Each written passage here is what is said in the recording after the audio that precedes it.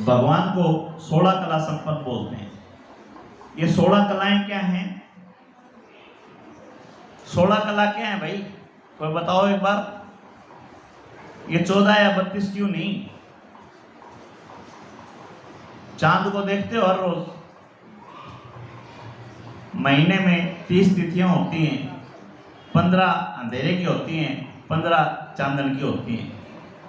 एक दिन चांद अस्त होता है, एक दिन चांद पूरा होता है। जिस दिन नहीं दिखाई देता वो अमावस्या होती है, और जिस दिन पूरा दिखाई देता उस दिन पूर्णिमा होती है। यानी 15 दिन तो चांद घटता बढ़ता है, और एक दिन या तो अस्त होता है या पूरा होता है।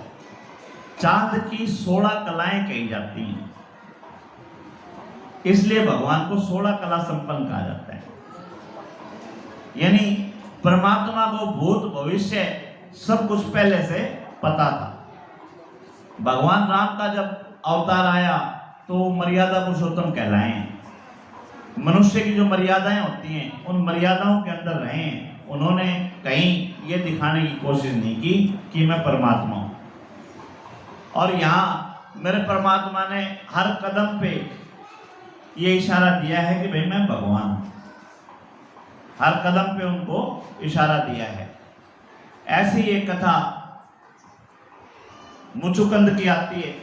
कौन थे मुचुकुंद? भगवान राम के परिवार में एक राजा हुए जिनका नाम मुचुकुंद था। देवताओं और दैत्यों के युद्ध में उन्होंने भाग लिया,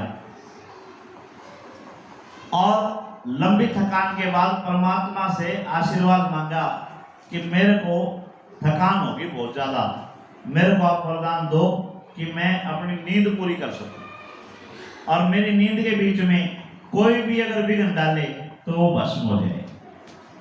सुन रखिए कथा। इधर राक्षसों का आकार हो रहा था, और भगवान राक्षसों का अंत करने के लिए आए थे। जरासंध का एक साथी था कालयवन। कालयवन भगवान के पीछे पड़ा हुआ था, और भगवान भाग रहे थे। यहां से भगवान का नाम रण छोड़ पड़ा कि कोई युद्ध के लिए ललकार रहा है और भगवान युद्ध छोड़ के भाग रहे। तो यहां भी हमारे को दो चीजें सीखने को मिलती हैं। क्या? एक तो हमारे को ये सीखने के लिए मिलता है कि हर चीज का सामना करना जरूरी नहीं होता। कोई आपने उल्टा बोलने लग रहा है, गलत बोलने लग रहा है, उसका खड़ा होकर उसकी हर बात का जवाब देना कोई जरूरी नहीं है। आप उससे बच के भी निकल सकते हो, जैसे भगवान उससे बच के निकल रहे थे कालयवन से। कालयवन बार बार युद्ध के लिए ललकार रहा था, और परमात्मा उसको छोड़ के भाग रहे थे। भागते भागते वो एक गुफा के अंदर चले गए, और कालयवन भी उस गुफा के अंदर चला गया।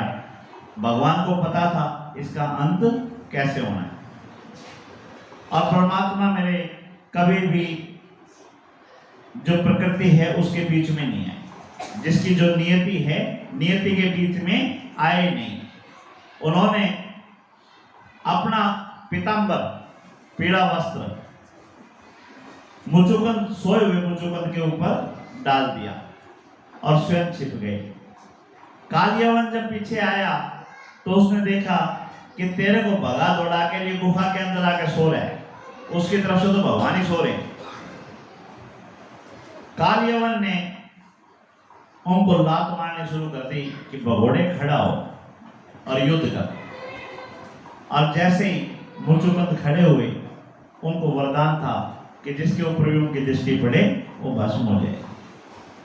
कालयवन को भस्म किया। उसके अत्याचारों से दुनिया को मुक्ति मिली, और जो लंबे समय से सोया हुआ था उसको मेरे परमात्मा ने जगा के उसके लोक में, परमात्मा के लोक में उसको भेजा। बोलो कृष्ण भगवान की जय। हमने कहा कि परमात्मा कभी भी नियति के बीच में नहीं आते। और कौन सी ऐसी कथा है जो आपको ये बता रही है कि परमात्मा नियति के बीच में नहीं आए? कोई आती है याद आपको?